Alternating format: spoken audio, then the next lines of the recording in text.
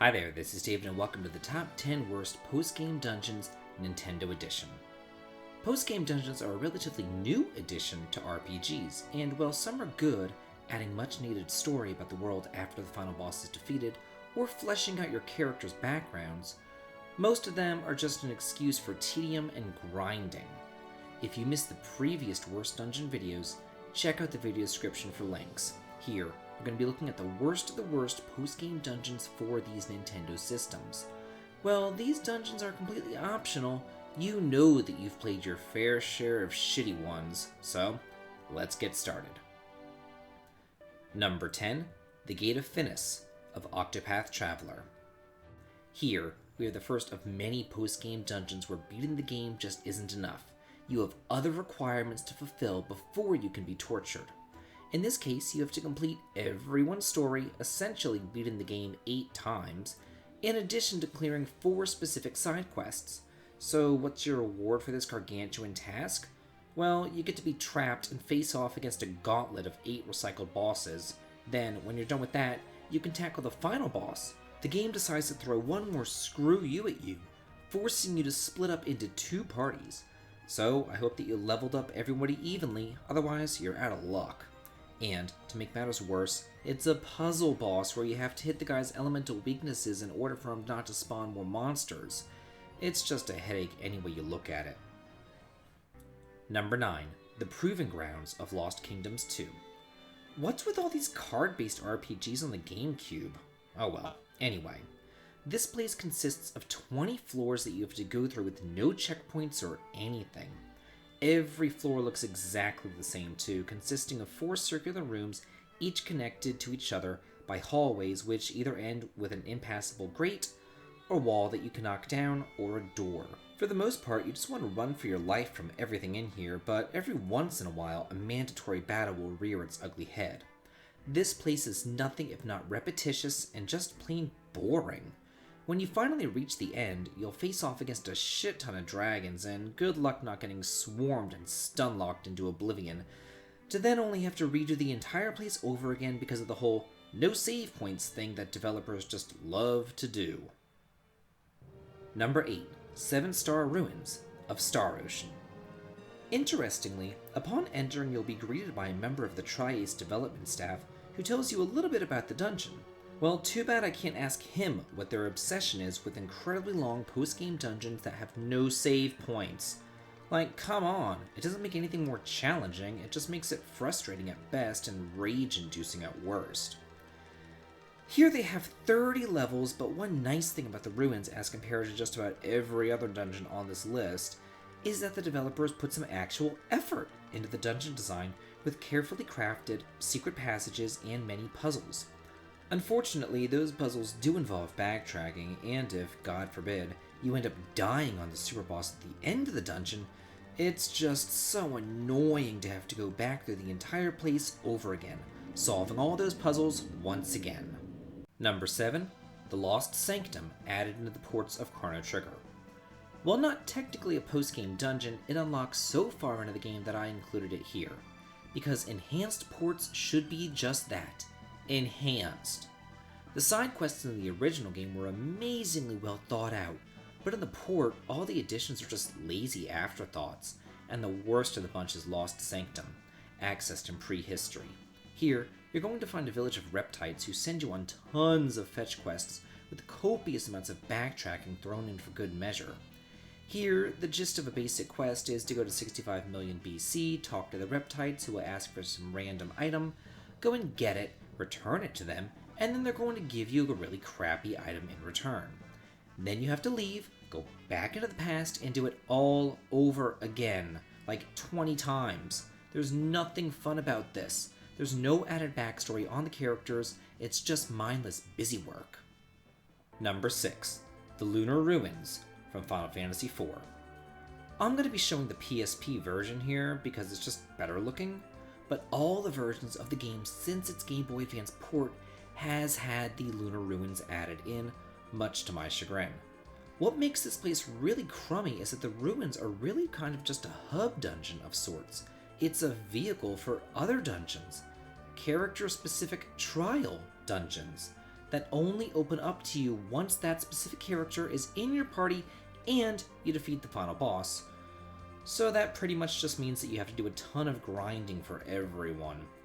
So, you would think that since each door is designed specifically for one character, that it would add something to their storyline, right? Wrong. It's just a mixture of randomly generated garbage along with designed maps filled to the brim with annoying things like hidden passages, pitfalls, and convoluted sequence triggers. I love this game, but this place sucks. Number 5. The Sand Dune of Spirits and the Mystery Jungle from Pokemon Super Mystery Dungeon. This place is just not well thought out since it's nigh on impossible if you choose the wrong starter. Let me explain. After you beat the game, you have to solo not one but 2 dungeons with whatever weak-ass starter Pokemon you chose. But each floor is filled to the brim with highly evolved Pokemon that can just wipe the floor with you, especially if you were unfortunate enough to choose a Grass type or Pikachu at the beginning of the game. All the enemies that you will encounter will be super effective against you, and you'll be doing barely any damage against them. And you're alone, so there's nothing that you can really do about it. The Mystery Jungle after it is just as bad, with everything out to slaughter all the Grass types. What were they thinking? They should have had different monsters in there which would change depending on who you chose for your starter. Number 4. Niflheim from Tales of Symphonia. While not technically a post-game dungeon, I'm including it here since it opens up quite literally right before the final boss of the game. Any dungeon that comes with its own set of rules just has to suck. Basically, you have to ration soul fire to get through this shithole, and you start with 100 of it, and it's going to slowly drain away as you move around the place. If you complete battles quickly enough though, you can regenerate some.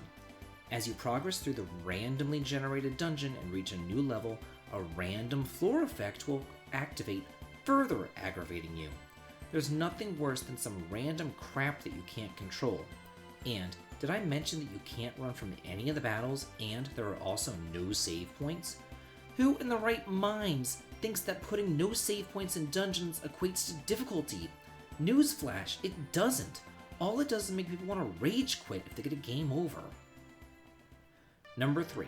The Ice Cave from the Game Boy Color port of Dragon Warrior 3. Oh my god. Here's the deal. The cave itself isn't all that bad.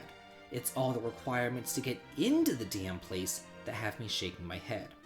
To begin, you have to go through the first bonus dungeon and beat the Divigon. Then, you have to ask for the hidden wish which opens up the ice cave. And then here's where it gets really sticky. Every single damn monster in the entire game, all 155 of them, has an associated monster medal, which is a rare drop after battle. So, in order to even access the cave, you have to pass this old-ass bastard who will block your path until you give him all the bronze medals. Then, you'll get to explore a little bit of the cave until this bitch wants all the silver medals. Do you have any idea how annoying it is to have to go back through all the entire game, fighting every single monster multiple times, praying for a rare drop for 155 of them? This is just the worst. Number 2. Gladsheim from Tales of Symphonia, Dawn of the New World. Did you think that Niflheim was bad? Get ready for its older brother. Everything that made Niflheim hellish is jacked up in this dumpster fire. Similar to that place, Gladsheim is a randomly generated nightmare of a dungeon, consisting of 10 floors, and in order to advance to the next level, you have to destroy 4 enemies who pretty much lurk at each corner. And to make matters worse, the treasures here are all guarded by monsters and are all randomly generated too. Thankfully, the designers learned from one of their past mistakes and they actually gave you save points periodically throughout. Though if you leave, you always have to start over from level 1 in an entirely re-randomized maze. And in yet another bastard move, the entryway doesn't even spawn in the center every single time, so you have no idea where you are and you're completely disoriented often. And finally, number 1, Claret Hollows of Etrian Odyssey.